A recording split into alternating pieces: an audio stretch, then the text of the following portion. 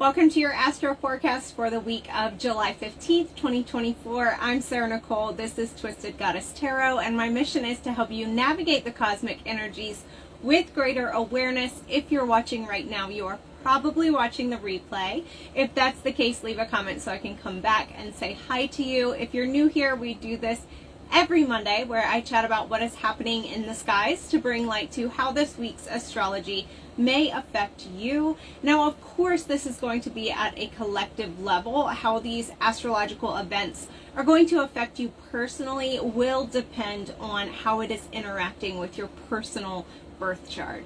Okay, so let's dive in. Before we start, I've kind of been doing this thing on the Astro Forecast where I'm like featuring one of my handmade macrame necklaces and wearing it. This one is a beautiful aquamarine choker that can be worn as a fairy crown as well, and it is available along with other beautiful crystals and crystal jewelry at www.twistedgoddesscrystals.com, and that link is should be linked on the video here for you. If you're watching Facebook. So on Monday, July 15th, that is today, we do have the sun at 23 degrees Cancer, creating a square aspect to Chiron at 23 degrees Aries. So we've had a lot of Chiron energy happening this month. If you looked at the little monthly energy snapshot that I always put out on the first of the month, that kind of just runs by all of the astrology for the month very, very quickly, and then we expand on it in these weekly astro forecasts. I had mentioned that this was a time, or this aspect, this astrological event was a really beautiful time to heal ego woundings. If you hear the noise, that is my air conditioner. July in Myrtle Beach, you have to have an air conditioner, right? So I had put to heal our ego woundings. I'm actually going to turn that off because it's very loud. So, heal our ego woundings. Why? What does that mean, right? So, we have the sun, and the sun represents our ego. It does. And when I say ego, I don't mean it as a bad word, right? I know in spiritual circles, a lot of times we talk about ego as a bad thing. And when I'm referencing ego, I don't mean it as a bad thing, right? Just as I don't look at any astrological placement as good or bad, I don't look at the ego as good or bad either. It is just something that we have. Now, an overinflated ego can certainly be a challenging thing or bring negative energy into your life, right? That's where we get, egotistical people or narcissism and things like that. But it is just the same as an underinflated ego, right? An underinflated ego is where we get someone who is dealing with lack of self-worth or lack of self-esteem, right? And so either side of the spectrum can be just as challenging in a different way. And so the goal is not to destroy the ego. The goal is to have a balanced and in line ego, where my ego is in line with spirit, right? And so when I speak to ego, I speak a lot to the solar plexus, right? It's the same thing. That solar plexus chakra is what houses the ego, and if it is overinflated, right, we can get someone who is controlling and domineering, and if it is underinflated, we can get someone who lacks clarity and lacks confidence. And so that is what I speak to. And so solar plexus, where we see the ego, is also related to the sun, soul, right? Our solar, what gives us our solar power, the sun, okay? So that's why I'm saying this is a really great time to heal ego woundings, because we have the sun, which is highly associated with the ego, with our desires, right? With our essence, with our soul as well. And so this is creating this challenging aspect. A square aspect is really challenging. They confront each other. It kind of squares off, creates this tension, creates this energy of, I need to do something, right? And it is challenging, but it's not challenging just to bring us struggles, right? Anything in astrology, if we go through challenging points, those are there to push us to action. Okay, so it's creating this square with Chiron, which is the wounded healer. Chiron represents our greatest wounds in this life. It represents pain. It represents the trauma that we go through and that we hold on to. And so we have this beautiful alignment of the sun creating this tension with Chiron, where it's like there's something within us that is saying, all right, I've got to heal these ego woundings that I have. And like I said, that can be on either side. The ego wounding can be that maybe I think of myself too much. The ego wounding can be maybe I'm too controlling or too domineering. Or the ego wounding can be lack of self-esteem, lack of self-worth, lack of self-confidence, lack of clarity of direction of where I want to go and what I want to do in this life. So when I say healing ego woundings, that's going to really depend on what kind of Chiron wound you have. And right now, and for a long period of time, we've had Chiron moving through Aries, which is triggering the wound of self-worth. Okay. And so some of us navigate that wound of self-worth by having that ego be underinflated, like we were talking about, lack of self-confidence, lack of self-worth. And some of us deal with that wound of self-worth by coming out appearing like we're better than, or thinking that we're better than. So it really depends on you and where you're at in that wound of self-worth. But today, if you have that wound of self-worth triggered, just know that that is natural. That is to be expected today, and in the days leading up to today, in the days following today as well. We're still going to be feeling that energy, but today is definitely the peak of that ego wounding getting triggered in order for us to look at it. And Chiron is going to be retrograding pretty soon. It's not there yet. That's going to be a really time of deep healing. So this is really a great time to just sit back and reflect on what is your ego wounding that is going to need to be looked at. Okay. That's what we have today.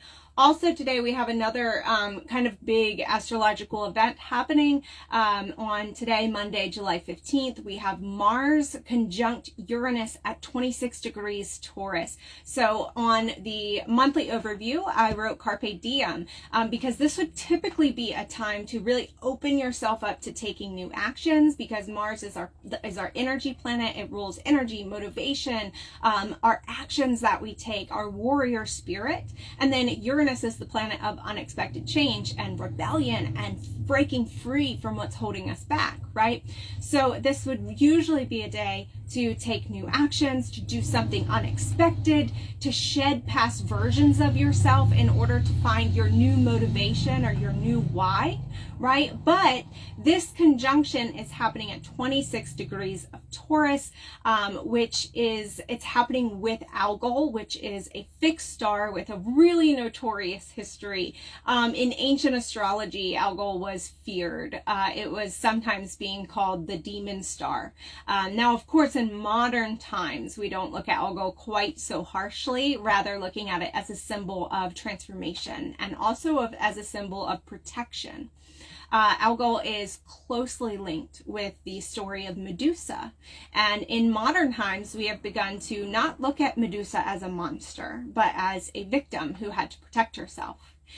And so it's interesting to see that the way we look at Algol has also changed as well. So no matter how you view Algol and no matter how you view Medusa and her story, this conjunction with Mars and Uranus happening right there with Algol can certainly bring transformation. It can bring some rebellion. It can bring some power struggles. And it can also bring up a need to protect yourself, right? Against unexpected actions. So look to see where 26 degrees of Taurus is in your birth chart, as you may want to make sure you are well protected energetically in this area. And then tomorrow, Tuesday, July 16th, we do have Mercury entering its pre-shadow retrograde phase at 21 degrees of Leo. Now, the Mercury retrograde will not begin until August 5th. So what this time is the pre-shadow period. That means that Mercury has just entered. Tomorrow it will be entering the period of the zodiac, the area of the zodiac where it is going to be retrograding through. most of us will not feel this and will carry on business as usual. I do bring it up because if you are very energy sensitive, or if you are ruled by Mercury, so if you are Gemini or Virgo sun or rising, you are ruled by Mercury, more so rising, but sun as well. You're ruled by Mercury, and so you feel the energy of Mercury much more strongly, right? And so you'll feel those subtle changes more so than other people. So I'm Virgo rising. I am ruled by Mercury. Mercury is my chart ruler. And so sometimes I can feel that pre-shadow period just as much as retrograde. So if you start feeling a little bit foggy or a little bit hazy or a little bit uncertain, or have any of those communication mishaps, or any of those symptoms that we usually look at during Mercury retrograde, and you're thinking, is Mercury retrograde? Because I am already feeling it. No, it's not retrograde until August 5th. But tomorrow, July 16th, it will enter that pre-shadow period. And if you're very sensitive energetically, you can already start to feel some of that.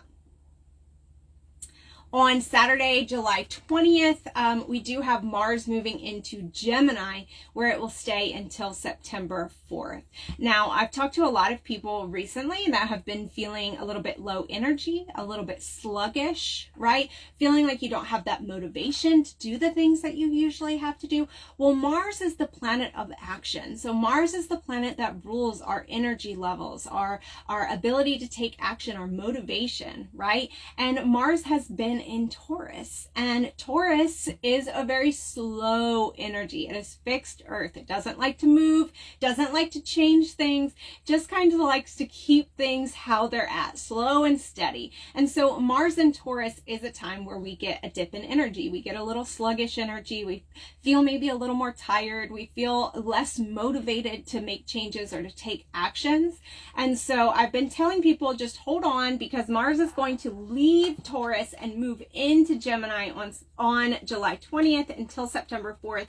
And Gemini is a very curious energy, right? Gemini is of the mind. It is an air sign, so it is a lot quicker than that earth energy.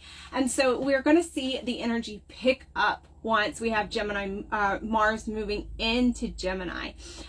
So we're going to have this energy of moving out of that very slow realm of Taurus and moving into this very curious social butterfly realm of Gemini.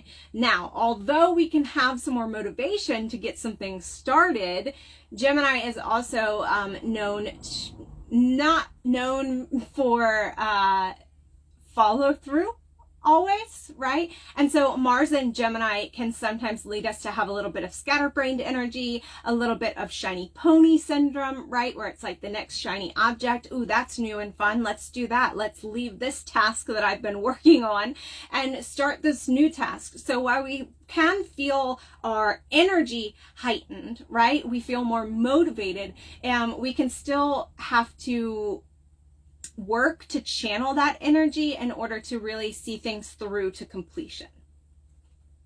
And then last but not least, on Sunday at 6:17 a.m., we have the full moon at 29 degrees Capricorn. This is the second Capricorn full moon in a row. So we had Capricorn full moon in June, and we're having another Capricorn full moon in July. Okay, so that is not super rare to have two full moons in the same sign, but it is not super common either. So astrologically, a full moon occurs when the sun is opposite the moon on the zodiac, and this is called an opposition. So an opposition is an aspect that highlights the lesson of balance. It really confronts the realization that we cannot neglect either side of ourselves, right? So the moon and the sun are in sister signs, right? And when we have the full moon in Capricorn, we're having the moon in Capricorn and we're having the sun in Cancer. So we're looking at this, how do I want to call it? This almost pendulum swing, right, on either side. Cancer is typically related to the home family, our emotions, our comfort zone, right? And Capricorn is typically related to work, responsibility, our public life. And so we're looking at that home-work balance here, right? Home life and work life balance. When we're looking at Cancer and Capricorn, we're looking at our emotions, but also our ambitions. And we're looking at the fact that we cannot neglect either side of that. The goal is always balance. And that's what an opposition is bringing. That's what a full moon is bringing into our bringing into, how do I want to say this, our awareness, right? The balance of these two energies. So also, if you use the lunar cycle for manifestation, the full moon is a time to really celebrate and to practice gratitude for all that has grown in and around you during the first half of the lunar cycle, during that waxing period, that growth period of the lunar cycle from the new moon to the full moon. And we can really look at a Capricorn full moon as a celebration of where you come from versus where you're heading, because Cancer is representative of the home, of our ancestry, right? Of where we come from. And Capricorn is where we're heading, our goals, our reputation, our ambitions, right? So where I came from versus where I'm heading, and really celebrating that. What are you trying to achieve? How far have you come on that journey? When the moon is in Capricorn, emotional security really comes through seeing and acknowledging how much you have grown. So anything that's presented in your path around the time of the full moon, really ask yourself, is this getting me closer or farther away from my goals? And then use that to know whether you want to interact with that or say, nope, that's not for me. That was coming in to test, right? That was coming in to test my resolve.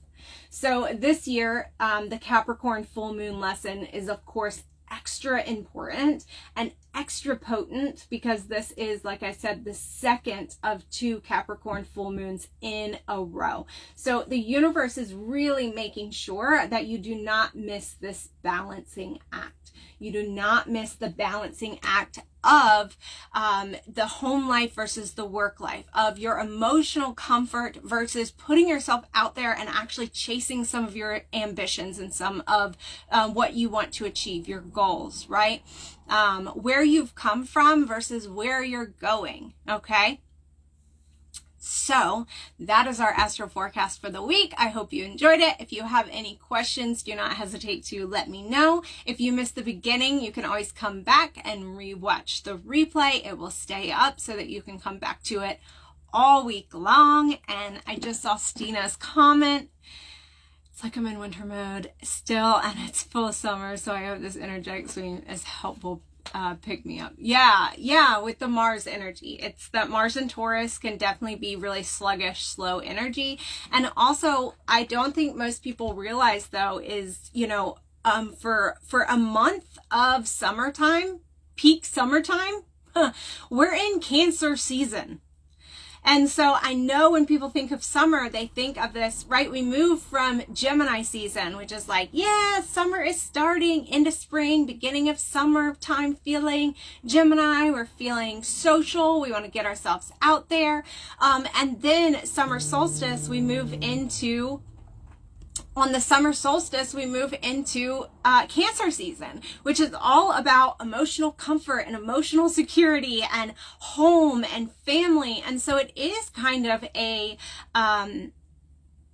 bundle up and pay attention to what is most important to you energy. And then we're going to move next week, we're going to move into Leo season, which is kind of more of that summer energy that we think of, right? Fun and putting ourselves out there and having a lot of fun and really highlighting what's important in terms of pleasure and in terms of allowing myself to experience joy and fun. So every year we have this, and I think people forget because they associate summer with that Gemini energy and with that Leo energy.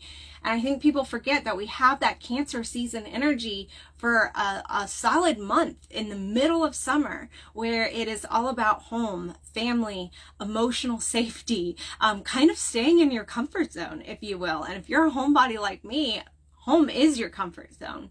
So it makes perfect sense to me whenever we feel that energy in the summertime. All right, loves, that's our astro forecast. I will see you next week. So much love to you.